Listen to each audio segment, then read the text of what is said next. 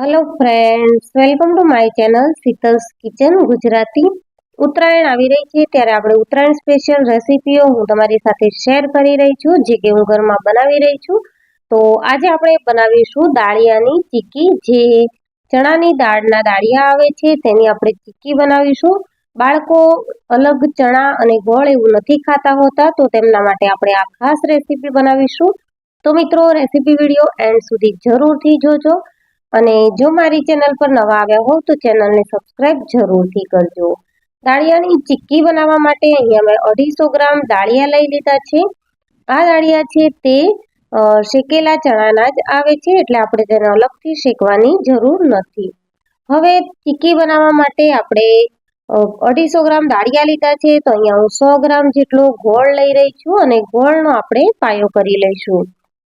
તો ગોળ આપણે મીડિયમ ગેસની ફ્લેમ ઉપર ગરમ કરવાનો છે અને સાથે જ 1 ચમચી જેટલું આપણે ઘી ઉમેરીશું, જેનાથી ચીક્કીમાં એક પ્રકારની શાઇનિંગ આવશે.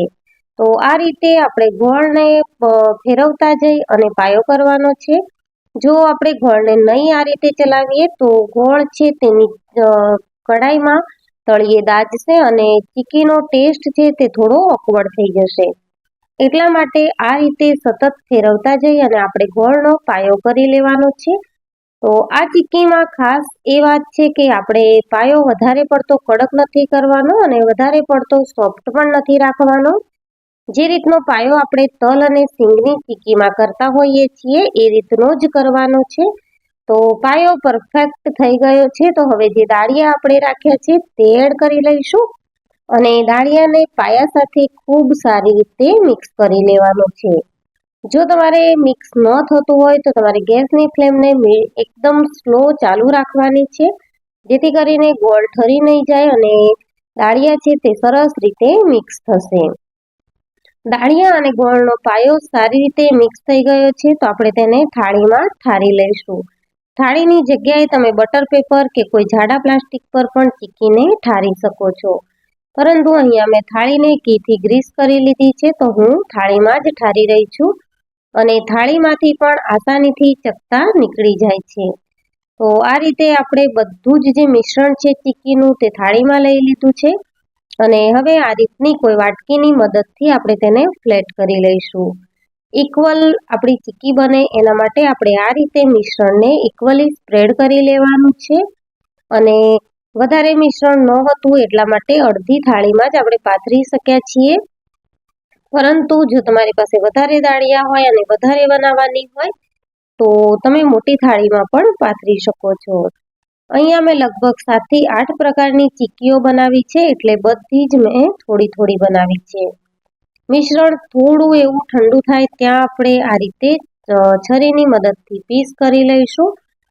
દાળિયાના કારણે પીસ આપણને થોડા કરવા ટફ રહેશે, કારણ કે દાળિયા વચ્ચે આવે તો છરીથી કટ લાગવું ઈઝી નથી. એટલા માટે આ રીતે આપણે ધીમેથી પીસ કરી લઈશું, જેથી કરીને ચીક્કીના એક સરખા પીસ રેડી થઈ જશે.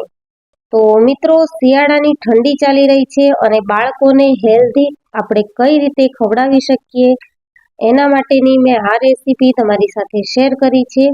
જે મારો બાળક છે તે ખૂબ જ હોશે હોશે ખાઈ રહ્યો છે અને રોજ જ લંચ બોક્સમાં લઈ જાય છે કે મમ્મી મને દાળિયાની ચીક્કી લંચમાં આપી દે.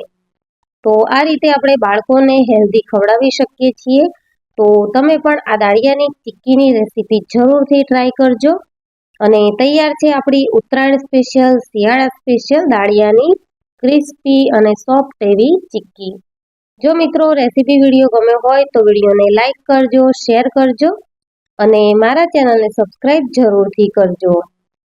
વિડીયોને તમારા ફ્રેન્ડ્સ અને ફેમિલીમાં વધારે શેર કરજો અને એક લાઈક જરૂરથી કરજો મિત્રો. તમારું એક લાઈક છે તે અમને મોટિવેશન મળે છે તેનાથી, અને હજી વધારે સારી રેસીપીઓ તમારી સાથે શેર કરવાનો એક અલગ જ ઉત્સાહ મળે છે. Thank you for watching.